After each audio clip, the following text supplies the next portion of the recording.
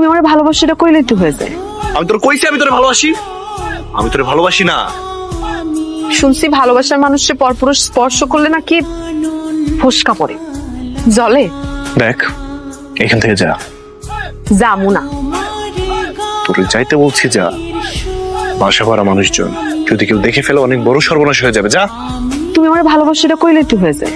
আমি তোর কইছি আমি তোরে ভালোবাসি? আমি তোরে ভালোবাসি না। শুনছি ভালোবাসার মানুষের পরপুরুষ স্পর্শ করলে নাকি ফোসকা পড়ে। কই দেখি তো ফোসকা পড়ছে নাকি? এত অন্তরে ফোসকা পড়ছে, এত বড় একটা ফোসকা পড়ছে। যাই, আমি মলম নিয়ে আসার ব্যবস্থা করি। তোরে যে ওই ছেলেটা টাচ করলো, তোর কি কোনো রকম লাগেনি? কেন বললি না ওকে কিছু?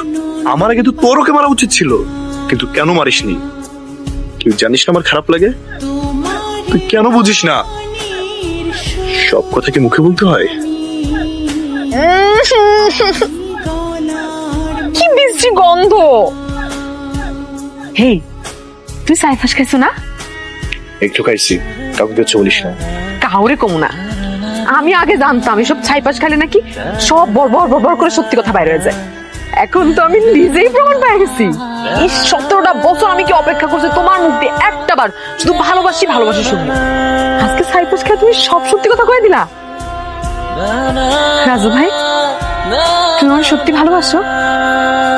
না, আমি তোকে ভালোবাসি না। এখান থেকে যা। ছাড়া মরে। এখন তো আমি আর চুরির মধ্যে নাই, সব কয়ে তুমি সব। একটা কথা বলবি না।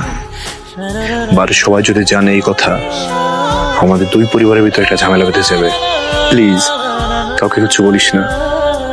ইস, রাজু ভাই, এতদিন ছিল একতরফা প্রেম, আর এখন দুজনে ভালোবাসি। আপনার টাইম আয়েগা।